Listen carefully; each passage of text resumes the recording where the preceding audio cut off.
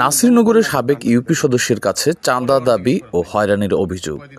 ব্রাহ্মণবাড়িয়ার নাসিরনগর উপজেলার পূর্বভাগ ইউনিয়নের সাবেক ইউপি সদস্য ও ইউনিয়ন বিএনপির সাংগঠনিক সম্পাদক আব্দুল আওয়াল মেম্বার কয়েকজনের বিরুদ্ধে তার কাছ থেকে চাঁদা দাবি ও হয়রানির অভিযোগ তুলেছেন।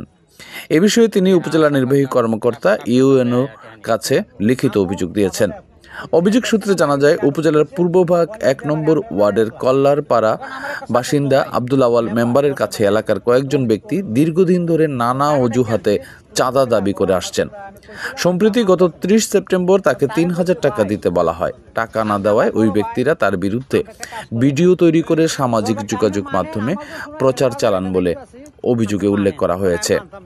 অভিযোগে আরও বলা হয়, স্থানীয়ভাবে বিষয়টি মীমাংসার চেষ্টা করা হলেও কোনো সমাধান হয়নি, বরং অভিযুক্তরা আরও বেপরোয়া আচরণ করছেন।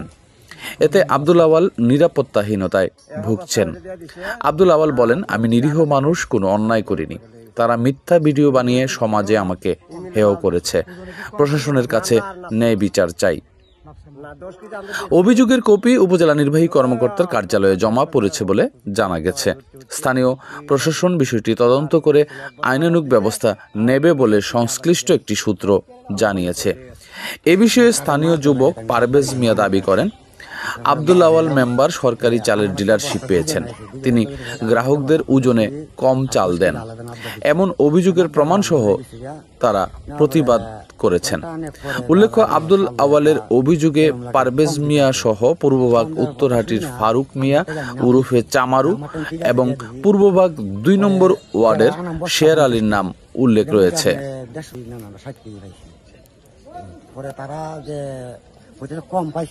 তারা কিন্তু উপস্থিত ভাবে কেউই বলে না। তারা কিন্তু চাল বাড়িতে নিছে, বাড়িতে নিয়ে আইনাতে কইছে যে চাল কম। তবে আমরা নগদে নাপছি বলতে আমরা বাজারে থাকি নাপছি, আমরা কম পাই না। ৩০ কেজি ৫০০ গ্রাম মাল পাই, কিন্তু এটা আমরা মাইনা নিকে গাড়ি ঘুরতে দিকে আমরা তারা অভিযোগ দিই না। আমরা এমনও নাপছি, আমার একটা লোকে নিচে নেওয়ার পরে নাপছি পরে এরা কইতেছে ২৮ কেজি, আমি গিয়ে দিই ২৯ কেজি ৫০০, তার বেশি আছে, মানে ৩০০-৪০০ গ্রাম, মানে ৩০০ গ্রাম কম হবো। এটা ধরনের আমরা মাইনা নিচ্ছি, কারণ এটা তো কোনো অসুবিধা নাই। ওই যে যারা ওই নাইট পাই না, বাইর না নাইট পাই বুঝাইলে এটা তো আমরা বুঝাই না। আমি আবার বলছি, বাইর না পাইলে তুমি এটা বোঝাও করে। এখানে তো জায়গা তো অভিযোগ দিতে হবে। যদি ২৮ কেজি পাইয়া থাকে, কি ৩০ কেজি পাই থাকে, কেন অভিযোগ দিতে হবে? আসসালামু আলাইকুম। মাল দামে পাইছি, বস্তা হিসাব দিছে, কম পাইছি না বস্তা। আমি পূর্বভাগ ইউনিয়নের সাংগঠনিক সম্পাদক। চালের ডিলার আনছি, আনার পরে আমাদের কিছু বিএনপির লোক হই, আমিও বিএনপির হই, এরা আমার কাছে চাল আছে। অনেকদিন মেম্বারি করছি, এরপরে ৮-৯ বছর করা। এখন আমি লটারির মাধ্যমে একটা চালের ডিলার পাইছি। ৫ জন আমরা লটারি দিয়েছিলাম, ভাগ্য পরিমাণে আমার লটারি লাগছে। লাগার পরে আমাদের বিএনপির কিছু লোক আমার কাছে এসে চাল আসা। একদিন আমি এখানে আইসি, আসার পরে আমার ঘরটা খুলবার লেগে দেয় না।